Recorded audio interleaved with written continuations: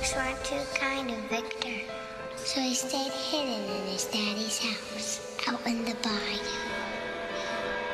One night, some mean children came to his house, and there was a bad fire. When his daddy chopped down the door to save him, he didn't know Victor was pressed against the other side. Welcome to the latest episode of the podcast that wouldn't die. I'm your host, Kevin. With me, as always, is Aaron. Hey! This week, we're discussing the horror classic, Hatchet, starring ever so briefly Robert Englund and Tony Todd and others.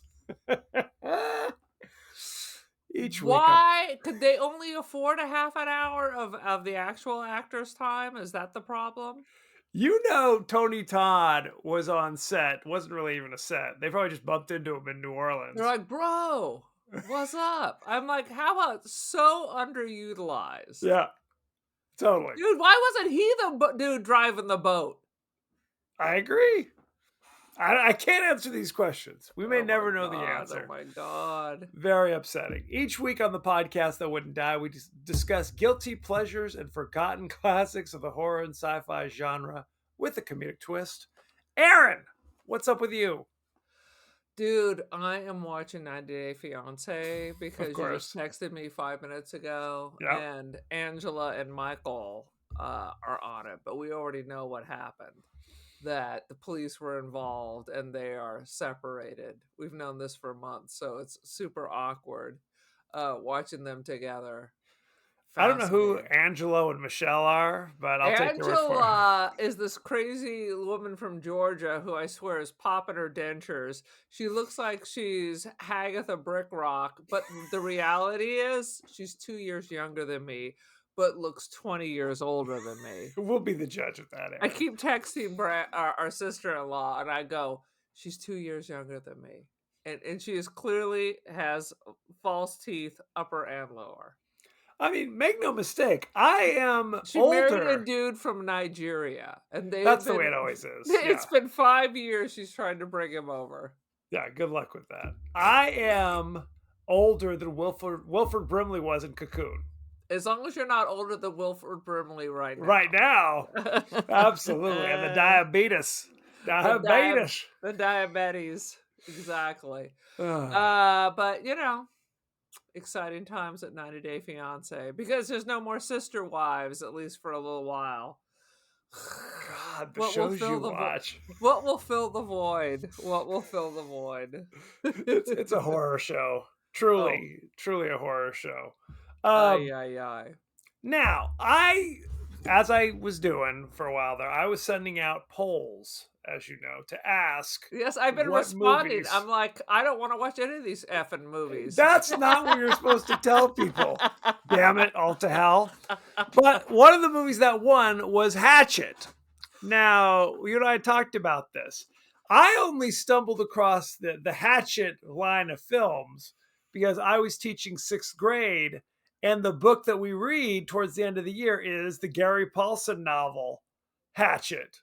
Yeah, so this is very different than that. I mean, yes. I haven't read it. I'm familiar with it, but one can only assume it is different than this. Yes, one can only assume. But I was like flipping through YouTube, like wanting to show like a clip, because I think they did make a made-for-TV movie version of Gary Paulson's Hatchet, which is a young adult novel. A kid is lost in the woods and has to learn, I don't know, self-reliance or some shit.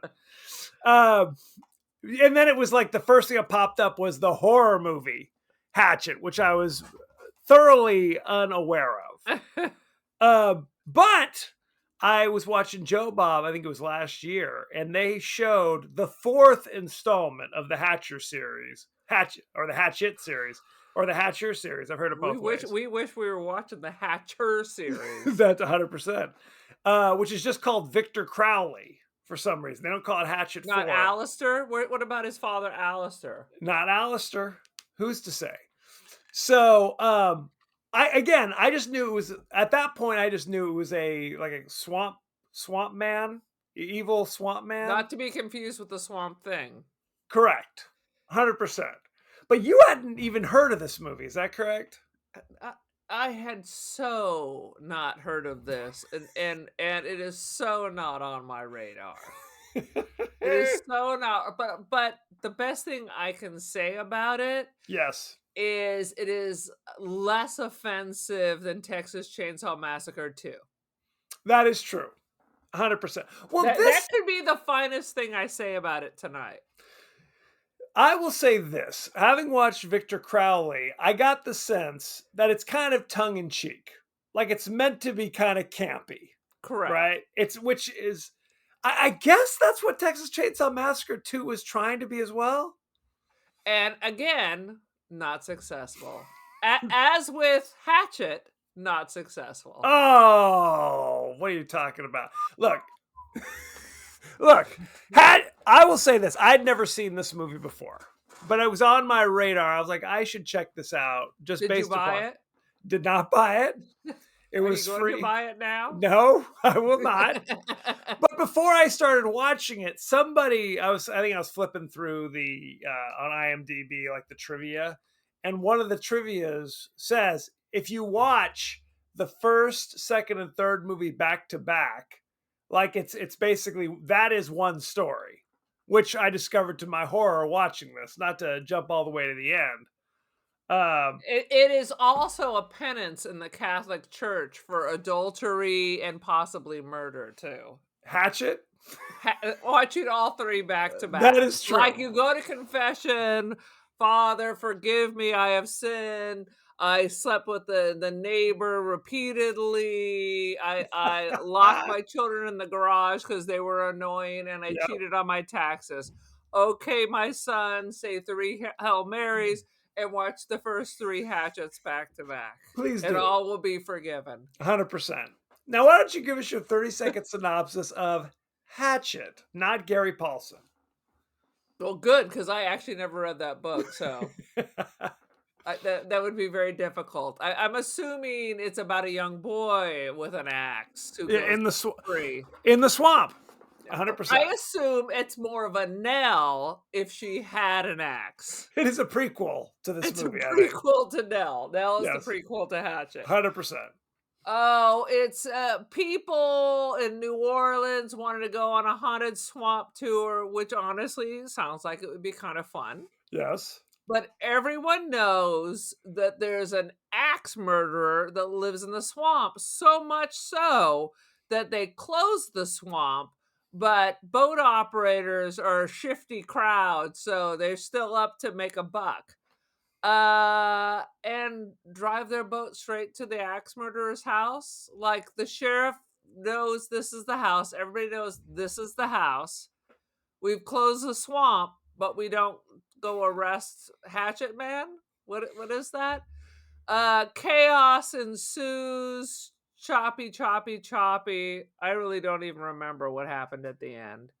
But I do know they left the black man to die after he went and saved everybody. I noticed that as well. That's always an upsetting choice. I was like, what?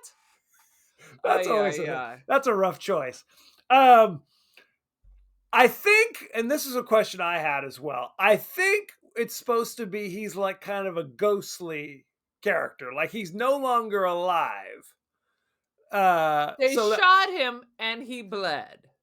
They shot him in the heart, but he got right back up. Right? They hit him in the head with one of those what are those things called? Those tool, like not farming, a gardening implement, one of those little claw trowel things. I don't know what those things are called. They hit him in the head with that. He was still kicking. They lit him on fire for a little while. That's because he's got the elephant man's head. There's like nothing but 4 foot thick. That's not his vulnerable stuff. Why don't they put him in the chipper shredder like Evil Dead Rises? Well, I would say they don't have power out in the swamp. However, at one point, Victor Crowley pulls out a belt sander and uses it on somebody. He's in the swamp. There's no power. Does he have a generator? I guess that's possible. Who's to say? No one knows. So he's doing home improvement? He is. So it's flipping or flopping. He's not doing a good job. No. I'm not sure what element he has, but he's way too tall to be John Hurt. He's got David like Merrick. Is that his name? John Merrick. It's John Merrick. John Merrick. Don't you remember Michael Jackson tried to buy his bones? Yes. Yeah, I think he succeeded, didn't he? I don't Didn't he have know. the bones in there with Bubba? Poor Bubbles or whatever? Bubbles. Bubbles the chimp. Poor John Merrick. Uh I caramba. Yeah, I hate the stuff where it doesn't make sense, and this doesn't make sense, and yikes. Well, they definitely wanted to make kind of a Friday the 13th Halloween kind of movie, is what they were Right. going for. And by Halloween kind of movie, it's the kind of movie where the villain gets killed and jumps right back up. Well, That's the only connection to Halloween that I can see. well, but the thing is, if you watch those Halloween movies, he doesn't like get shot and then immediately jump up. Remember, he doesn't really. You turn your head for a minute and then he's gone. And then he's gone. He's not just jumping up, coming at you for a second slice.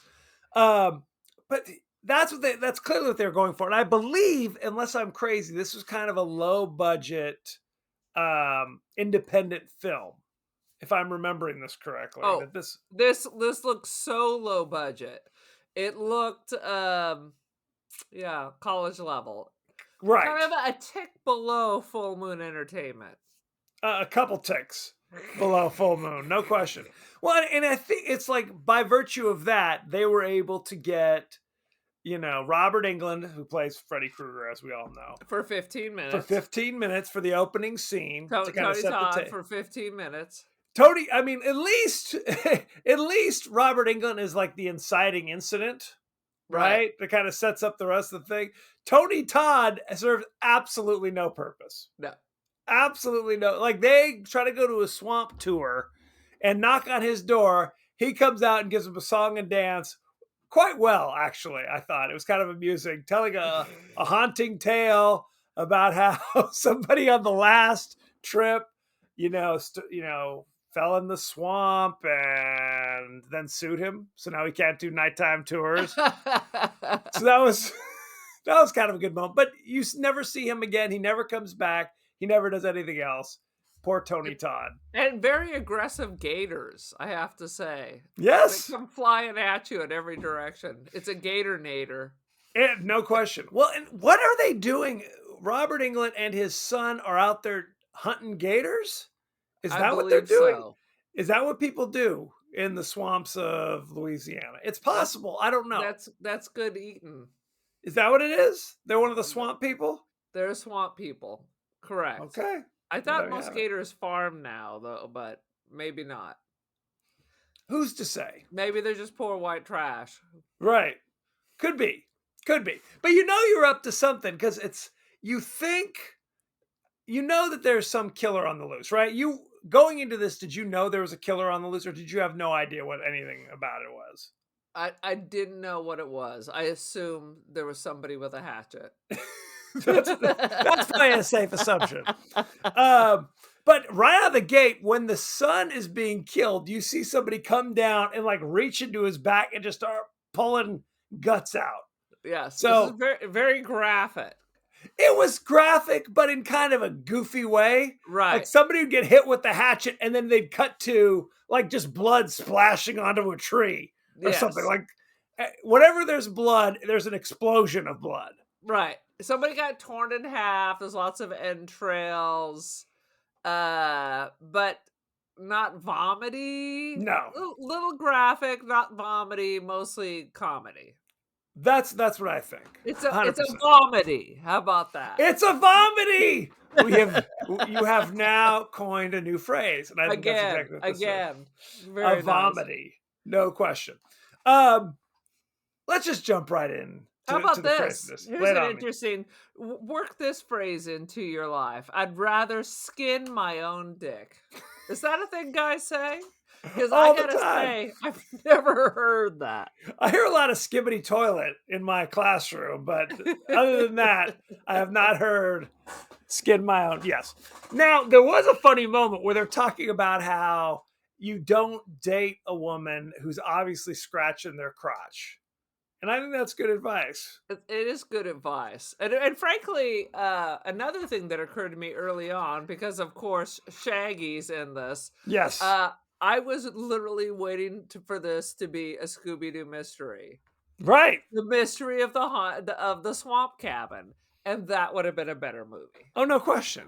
No question. Well, so the one, it's Shaggy. We're gonna call him Shaggy for the rest of For the now because on, I'd actually seen him in other stuff. He was in Dodgeball. Did you ever see that movie? He's been in a I few did, things. but I don't remember. And he and his buddy they're in New Orleans for Mardi Gras. He's not having a good time because his girlfriend just dumped him. So he wants to go on a a haunted swamp tour, as one does. And that's when they start regaling about how don't date a woman who's scratching her crotch because it could be crabs, even if she says it's a reaction to fabric softener. That's a long discussion. That's a long discussion. Hey, how did that come about? He would have had to say, "Hey, lady, why you keep digging at that?"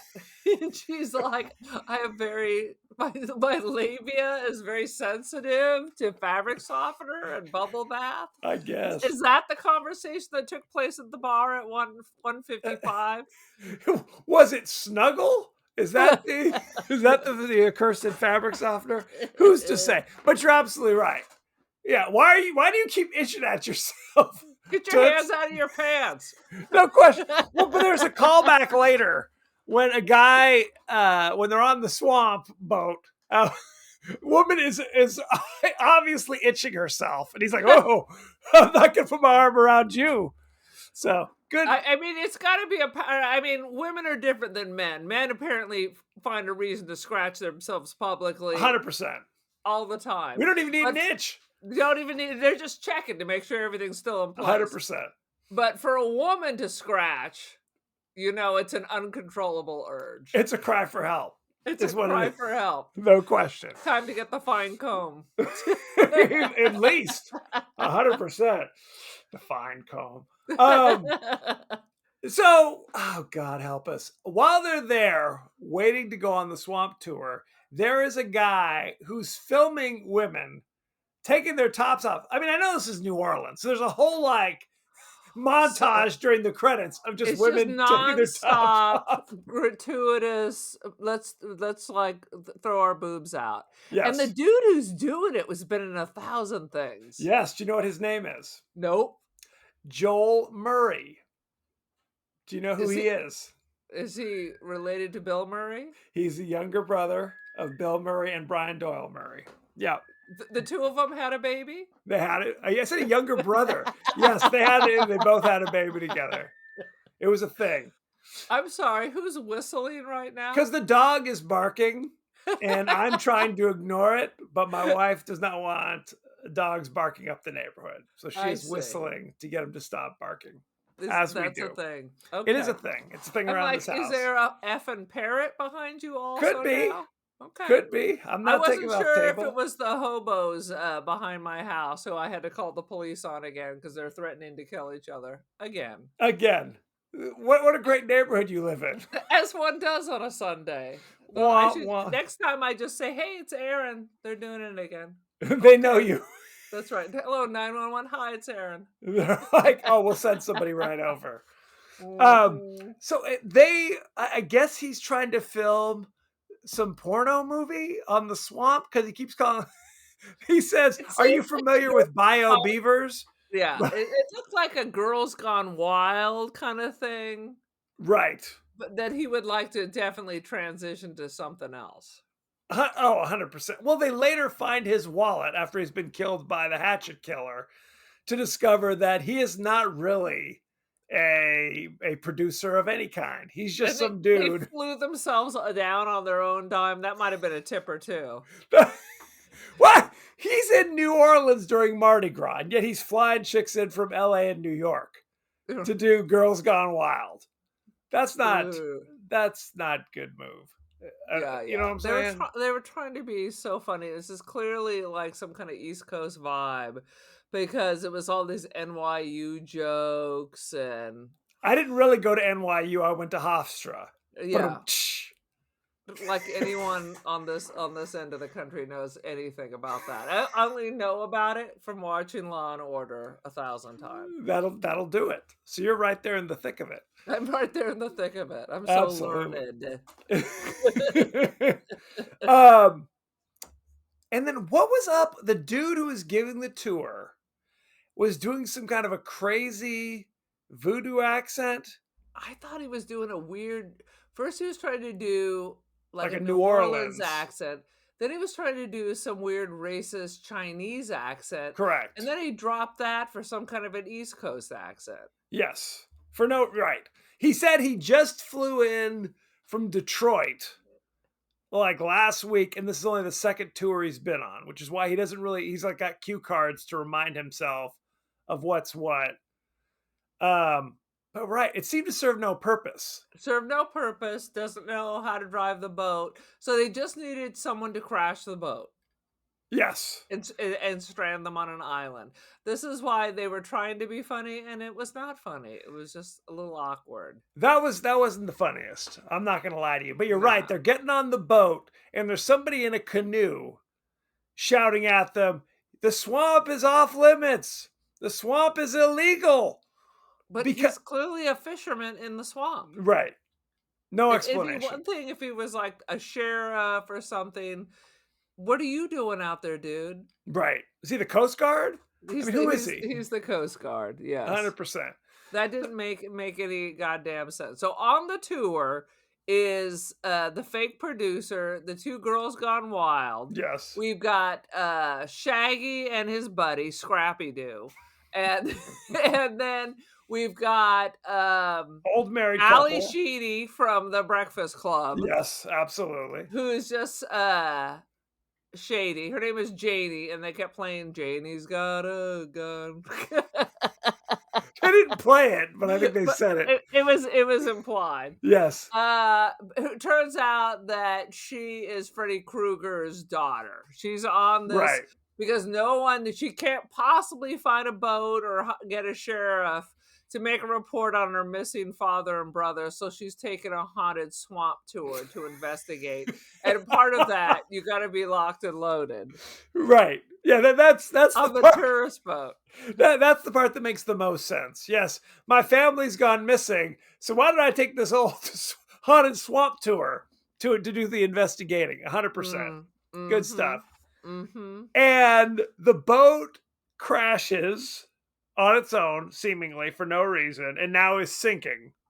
And there's crocodiles in the water. So you're Yes. right. Now they're stranded in the swamp, but of course they're stranded on the front doorstep of Victor Crowley, the legendary axe murderer of the swamp. It literally looked like Pirates of the Caribbean, like when you first get on the ride Yes. at Disneyland. Yo ho, yo ho. No This question. This is the highest quality sets and work. This is yeah. Interesting. Definitely not shooting this baby on location anywhere. So, I mean, up to this point, we got the sense that it's meant to be kind of comedic. But when Victor, and let me just say this, here's the whole crazy backstory. He was raised in the swamp, much like the crawfish woman in Where the Crawfish Sing. Oh God, that's such a terrible movie. But he was born a hideous freak. But evidently, made worse when your father hit you in the head with an axe accidentally. Correct. But And you set on fire multiple times. You got the sense that this was like a harmless freak. This is like Boo Radley or somebody up to this point, right? If Boo Radley was John Merrick, I agree. 100%. Or Eric Stoltz in Mask, to be more topical. Just cruising around, eating crawdaddies, sucking on the swamp gas. 100%. Because he's being bullied in school and he can't really defend himself. It's very sad. He can't defend himself. He's pulling people in half. Well, that's later in life, or in his afterlife, I guess. What is this, like Charles Atlas? I was a 98-pound weakling with an axe head. Yes. Now I'm 7 feet tall, 350 with an axe head. Yes. Well, because they established a Stegosaurus back. He had like a Stegosaurus lumpkin. I'm like, It seems to me you would have a lot of back problems and would probably need to see a swamp chiropractor. Are there a lot of swamp chiropractors out there? Do they do house calls? But somehow he's bullied in school to the point where one Halloween, some neighborhood kids are throwing firecrackers. Again, this is 400 miles in the swamp. Who are the neighborhood kids? Yeah. And how are they getting to his house to throw firecrackers at it? They But stole a canoe, rode for 45 minutes, yes, and knew right where his house was. absolutely. So they throw firecrackers that accidentally cause a fire. So he's trapped, even though clearly at this point, even he's 7 foot 350 of, of galvanized steel, 100%.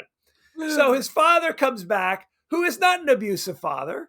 He's a nice father who loves his little freak son, and he's trying His to freak get baby. his Yes. his grown freak son now at this point, and he's trying to get in to the burning shack and picks up it's not a hatchet. A hatchet is a little axe It's that a you straight use. up axe. He's He- trying to break down the door. It's a fire axe essentially. Tries to break through the door, and I guess Victor Crowley was pressing his head up against the door right when his dad comes through with the axe and catches him right between the eyes with the axe, which kills Victor Crowley, or so we're to believe, and the father eventually drinks himself to death 10 years later in sadness and despair. Okay? Yeah. Then what? Then the ghost, I guess we're supposed to say the ghost? The ghost of Victor Crowley comes back and haunts the swamp, and you can, if you paddle by, you can hear him crying for his dead father, is the legend. Why I doesn't he? guess. Why didn't he? When did the ghost appear? After Dad died? I guess? I see. This is why I thought it was going to be a Scooby Doo moment when it was really the dad, like it was a Jason thing. Because quite frankly, he looked a little Jason-y, a little, Oh, yeah. little bloated and from being at Camp Crystal Lake a little too long. Right. No, it's definitely like, so he survived or he died? Because he doesn't seem ghostly. He seems like a corporeal entity of some sort, grabbing They do people. fall down, but like Michael Myers, you knock him down. What if you just keep knocking him down? Just I keep don't know. knocking them down. Throw them to the crocodiles. Do How something. come Damn nobody thing. ever ties these sons of bitches up? Who's to say? All these things is a lot of I'm gonna chop you in the head, I'm gonna shoot you, and then I'm gonna drop the weapon, turn my back, and slowly walk away. Correct. Well, there's definitely a lot of, oh my God, the killer's about to kill that person, but I'm not going to do anything. I'm just going to stand here while they Yeah. slowly kill that Janie's person. got a gun, and she watches two of the old people get torn Yes. apart, including the wife, who they just reach into her mouth and somehow pull the top of her head off that Correct. way. Correct. Just jaw to jaw, crack. That's the end And of her. then after he's killed them, then she takes a couple wild shots into the air and runs Yes. off, throwing the gun down. Well, in her defense, she, her father just went missing last week or 2 days ago. Who knows? It hasn't been months or years. She hasn't had time to go to the shooting range as far as we know. don't know. She's a swamp person. We just assume all these people from the South are familiar with firearms. That's what I assume. So who's to say?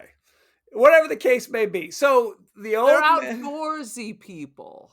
right? It's a nice thing to be outdoor. I don't know about outdoorsy in the swamp, but You it's gotta up to- make do with what you got. you got to make do, no question. So they are trying to walk. I guess the highway is on the other side of Victor Crowley's house. Is that what we're supposed to think? Well, Dad would drive to town, so yeah. Yes. You So think? why didn't they follow that road to get out? That's a mystery.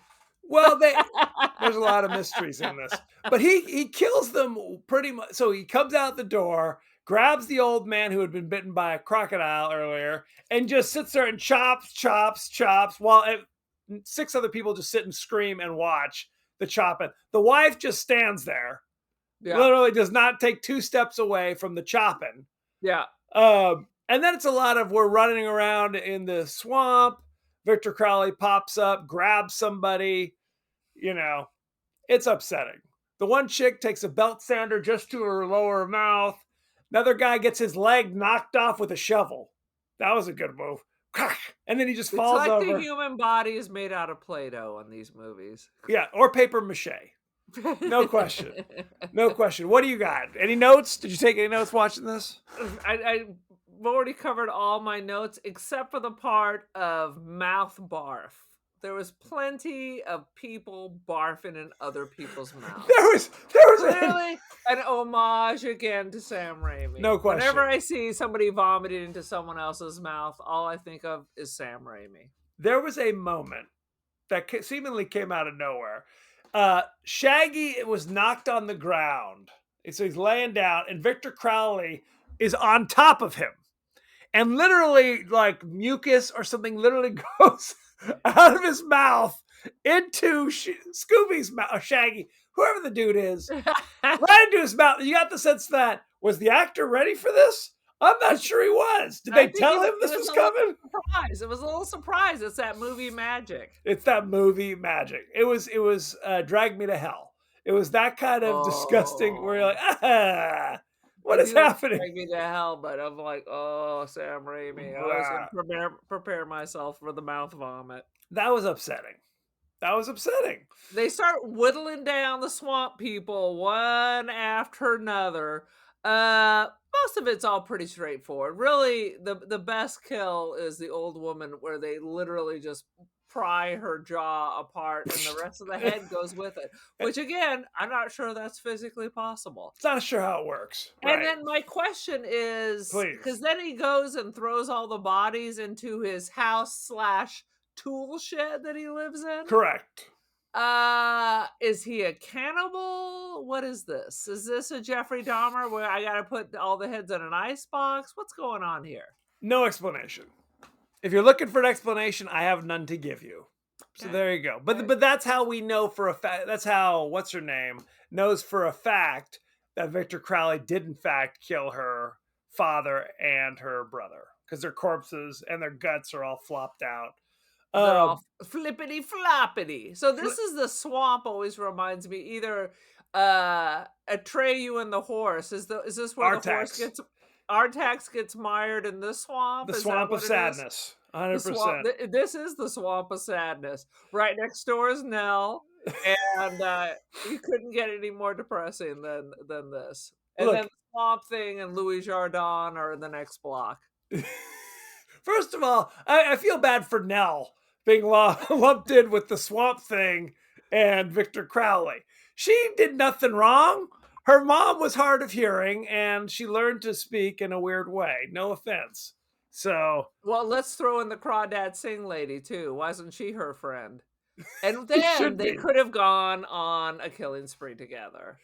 I'm not you should be thanking me right now for not doing my impression of Nell. I'm being sensitive. that would be wildly insensitive if you did your impression of Nell. Yes. What if I did an impression of Nell as Hatchet or Hatchet? Hatchet? T-T-E? Yeah. From the French.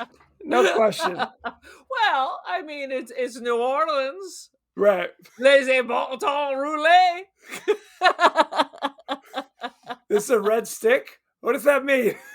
Let the good times roll. Roulé? Roulé. Roulé. Okay. It's not Spanish. Is that what you're... Yes, that's what I'm thinking. Do you not follow Mardi Gras? That's what they say at Mardi Gras. Do I follow it? I'm aware it exists. I don't go from place to place all year round trying to celebrate it. Is that what you're asking? Tuesday, all I do is play Mardi Gras music. What would be just jazz? Dixieland or what? Soundtrack for the Big Easy. Oh, that'll do it. That'll do it. Let's get back to this debacle. So it seems like from time to time they have a plan. The plan goes awry, and then it's back to we're just running around the swamp, scampering. It keeps circling back. It's like one of these horror movies where all roads lead you back. It's like The Others. You go through the mist, and then you're right back where you started. Right, because they're like, we're going to light him on fire, which they do, and he falls down, but then immediately it starts raining for about 10 seconds. See, that tells you that's God interfering. So, Oh, 100%. You're not meant to live through this. yeah. Like, forget about it. Even the weather's against you. Oh, no question. Well, and then they get all the way to the above ground cemetery, but then it's like they can get in, but they can't escape out of it. It was very bizarre. Who can explain this? So are you supposed to boat up to this place? Is that how you're supposed to get to it? Because the fence seemed to be in a weird location. Well, I thought they saw it when they were driving the van to Right. get to the boat. How about climb over that goddamn fence? Absolutely, or go around the fence. Follow the fence around. Follow the How about fence that? line, 100%. 100%. Well, I love old Hatchet just pulls one of the posts out. So he is what, the Incredible Hulk now? He is. Just- 100%. You're screwed. You're screwed. Just lay down and promise to be, his swamp wife or something. His crawdad woman. You be my crawdaddy. 100%. 100%. But I like his friend got grabbed, and of course, like we said, they just leave him to get killed. After saving the girl and him, the friend gets grabbed, and they're just like, "Peace! Now we can't do anything about that. Let's go in the other direction." And it's funny because when he gets grabbed, he's like, "Ah, shit!" Because the guy's like, he already knew. He already knew. He already knew. Got his arms ripped off. That was the end of him. Yeah, that seemed a little problematic. 100%. There is a scene, I don't think you've ever seen it, in the remake of Friday the 13th, where it's the same kind of thing. The one African American character, like yes, it's like, as soon as you see there's only one African American character, they ain't making it to the end. In the remake of Friday the 13th, Jason throws a fire axe, ironically. And it hits the dude in the back, and it's like, ah, and screaming, "Help me, guys, help me!" And they're up in the house, and they do not help him. As Jason literally takes a 100-yard walk slowly to finally get him and just kill him. Has a cigarette halfway. No question. This time. Those bastards. Anywho, very problematic, to say the least. But the most problematic thing about this movie is they get in the boat, which is reminiscent of Friday the 13th, right? They're even playing kind of the happy music. Yeah. But you knew, any veteran horror movie person knows this is not the end of the movie. Right. It's a pure Jason grab. Pure Jason grab. Now, she just falls overboard. I thought she was grabbed, but it seemed like she just fell and gets her foot tangled in some seaweed or something.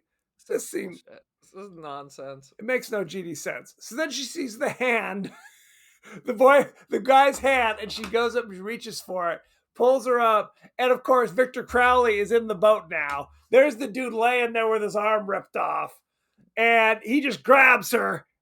Screen goes black.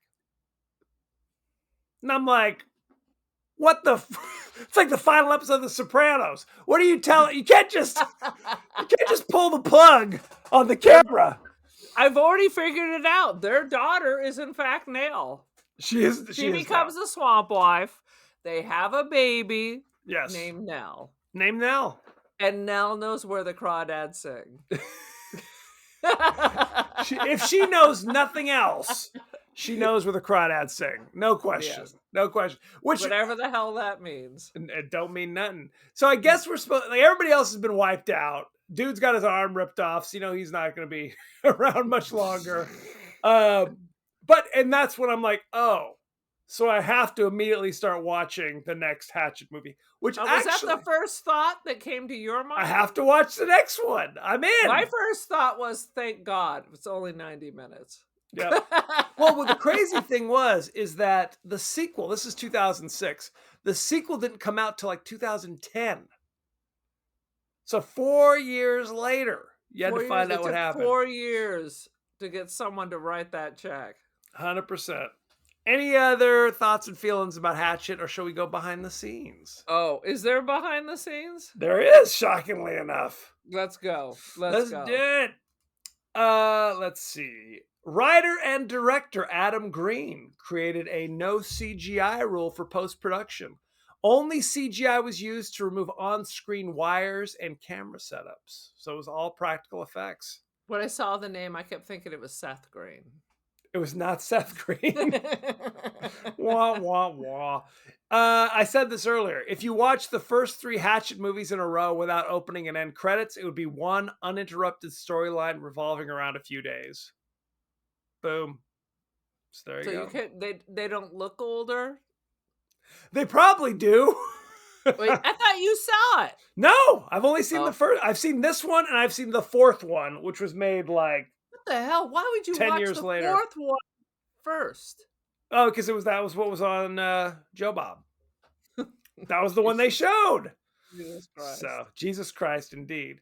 The horribly deformed young Victor Crowley was actually played by a beautiful young actress named Riley Vanderbilt. One of the Vanderbilts? Yes. I don't know, maybe.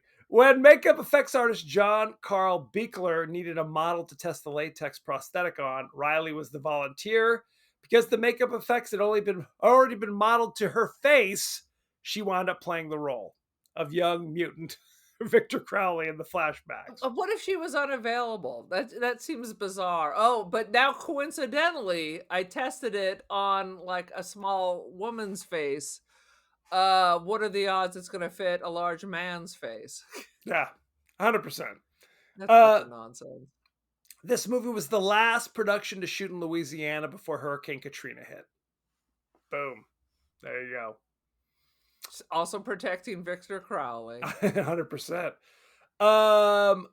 When actor Joel David Moore vomits on screen, it is real. Makes sense. That was not in the mouth, though. Yep. That was earlier. That was yes. Thank goodness for that. In all 3 of the Hatchet films, someone says the line, "You got to be fucking kidding me." So that's what I kept saying. I think that's just a natural reaction. Oh, 100%. 100%. To keep the set hidden, the movie was called Love Rodeo during production. Do you think that would keep people away? You would think more freaks would be crawling out. Love Rodeo. You'd think. That sounds like a bad porn. Or a good one. I don't know. Boom! Let's see. Danielle Harris, who we know from Halloween 4 and 5, playing the young, I don't remember her character's name, the main girl from Halloween 4 and 5. She auditioned for the role of Mary Beth Dunstan in this film. That's Ali Sheedy, the disgruntled angry girl, swamp woman looking for her missing father. She wanted this role, and she was a name and a face that people were familiar with, but the director didn't want to be accused of doing stunt casting by putting an iconic horror actress in the lead. So he chose a different actress. Did you just call her a horror actress? Iconic horror actress. I'm not judging her personal life. You had Robert Englund and Tony Todd. And Tony Todd. Yes. But it would be weird if we had a woman who might be recognizable. 100%.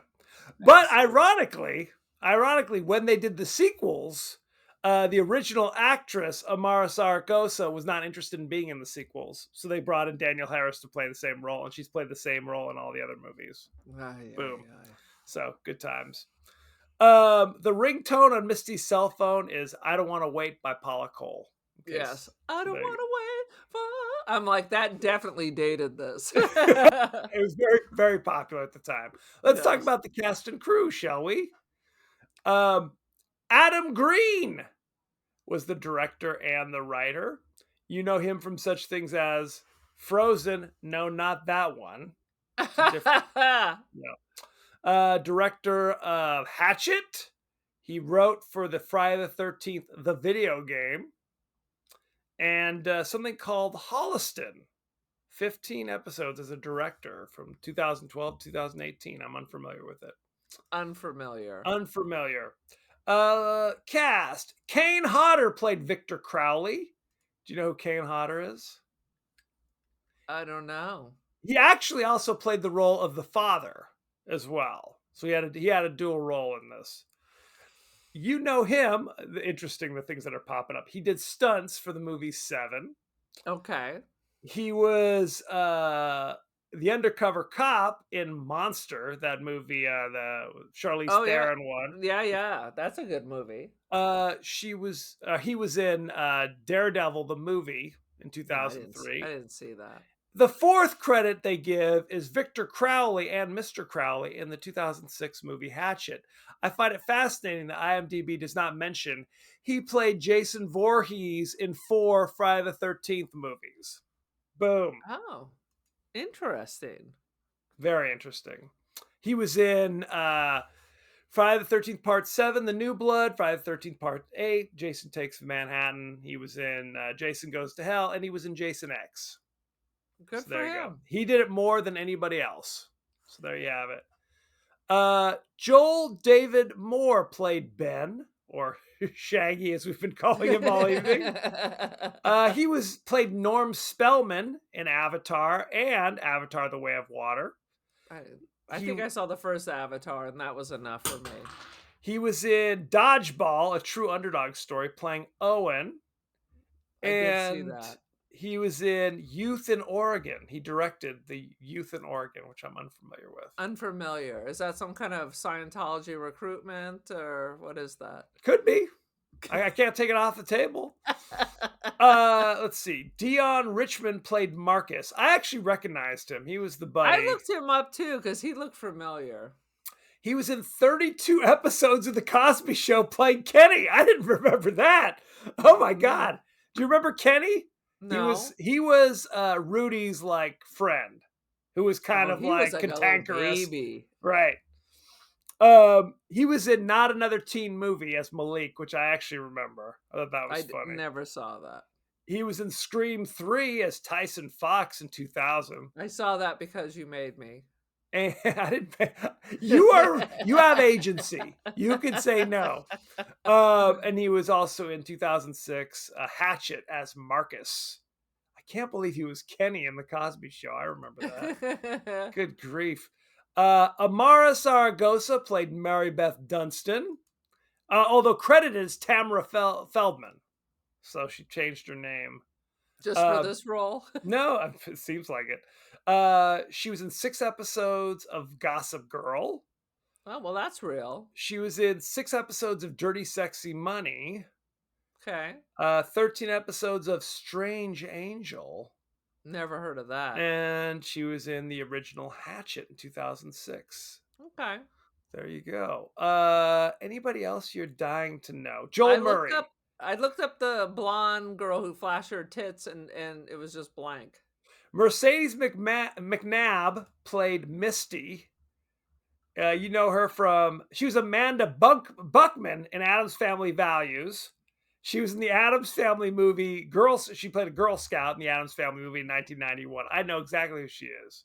Which one? She was the little kind of precocious blonde girl that was the foil. Oh my God! Yeah. Isn't that funny?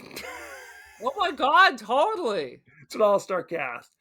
And she was Misty in Hatchet in 2006 and Misty in Hatchet 2 in 2010. Boom. How could she be in the next one when she's dead? That's a good question. I don't know the answer to that. Let's see. Joel Murray played Doug Shapiro. You know him from such things as God Bless America in 2011.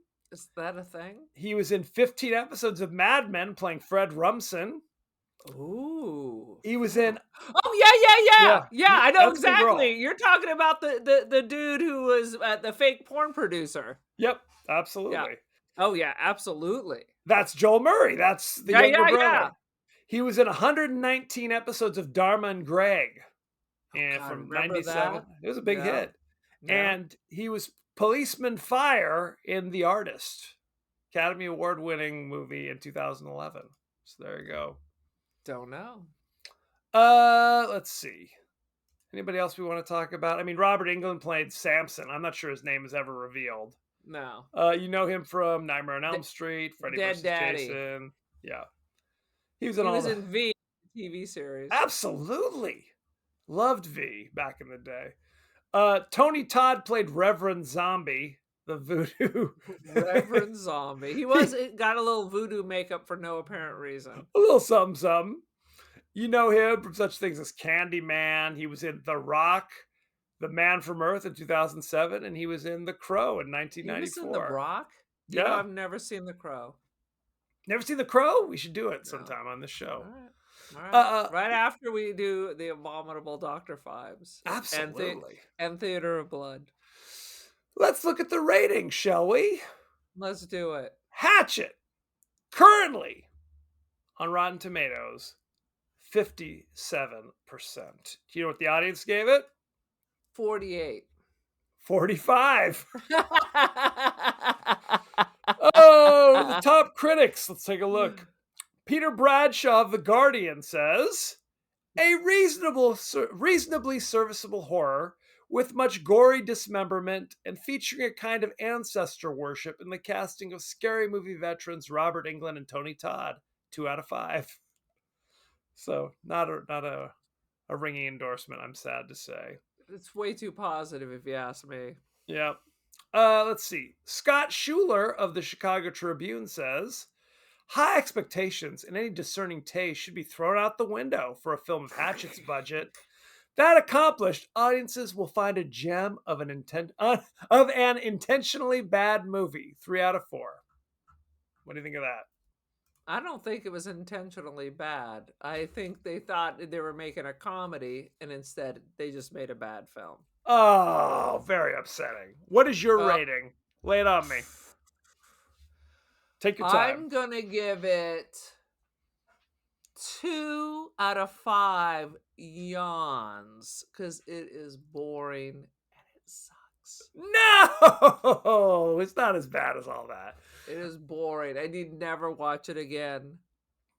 I'm going to give it, let's say, 2.75 crotch scratches. And maybe it's from fabric softener. Who's to say? Who's to say? It's fairly inoffensive. You know what I mean? It's like the kind of practical blood effects are just kind of humorously low budget done. Nonsense. It's not as bad as all that. But I have to say, it is kind of ridiculous. The whole, just kind of ending the movie. Like there's no resolution. Like that's how they hook you for the next one, Kevin. And 4 years later. 4 years later. 100%. 100%. If you happen to stumble upon it, I don't think it's that big of a deal. If you're flipping channels, you see it.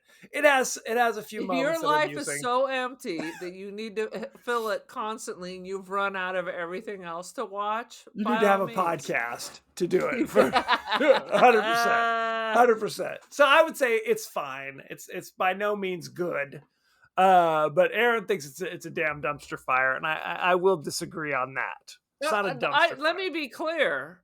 It's better than Texas Chainsaw Massacre 2.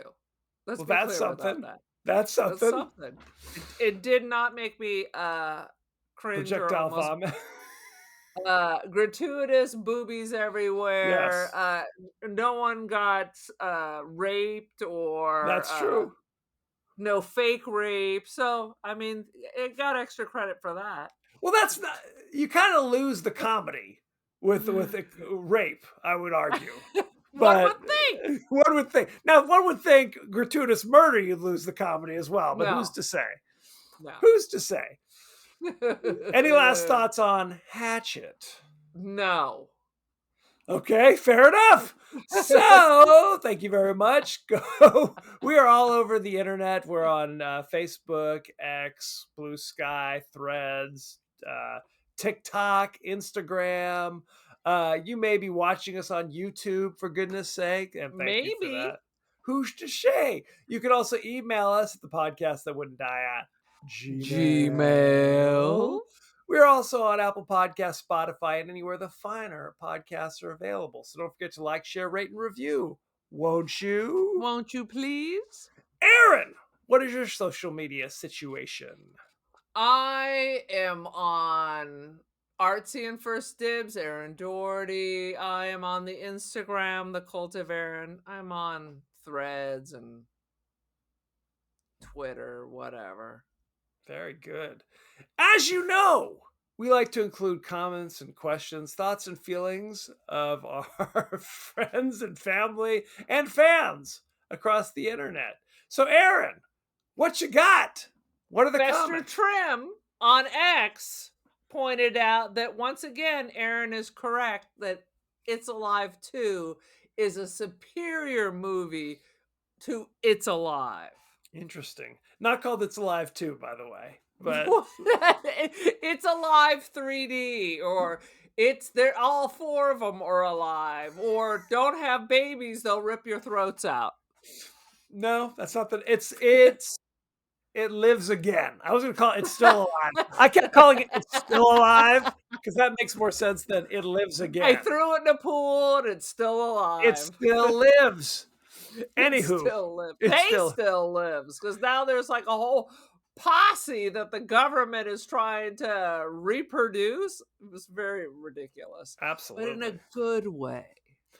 Now, next week, we're going to be recording the immortal classic, Maximum Overdrive, starring Emilio Estevez and others. Is this about a possessed truck or something? Based upon the Stephen King short story Cars from the Skeleton Crew. Like the Disney? 100% like the Disney. Mater? Yeah, Lightning McQueen. No question. Lightning McQueen and Mater go on a killing spree. No question. Now, we're also going to be on our buddy Antonio's podcast, the Cult-Worthy Cinema Podcast. So, talking about the same movie. So, as we always like to do, if we go on a podcast and talk about a certain subject, we're also going to come and talk about it in our own bizarre, freakish manner. The best is if we record theirs first so we can steal all their ideas and then insert it into our show. That's what we like to do. So, if you'd like to watch Maximum Overdrive, you can watch it on Prime Video with a subscription. It's on commercials now. That's an option. You can watch it with ads. Actually, I don't think it is an option unless you pay for the higher tier. You're getting the GD ads. You mean the $180 a year I'm paying is not the highest tier? Not good enough. Not good enough, damn it. Or you can watch it on Pluto TV with ads. So there you go. Boom. So send in any favorite scenes, favorite quotes, comments, and questions about Maximum Overdrive, and maybe, just maybe, we'll talk about it on the show. So thank you very much, and be well. My last thing is, I'm sure I mentioned this last time. Please. They're tearing down the set that they filmed Halloween 3. The old exterior of the Silver Shamrock factory is being teared down in Lolita, California. You need to drive to Humboldt County before it's too late, or you will miss your chance to get your picture took in front of the Silver Shamrock factory. I mean, that's something to protest. They should not be tearing down this That's national treasure. That's a historical site right across the street from the Lolita Cheese Factory. God damn it. What a shame. It's a travesty. America! Damn it all to hell.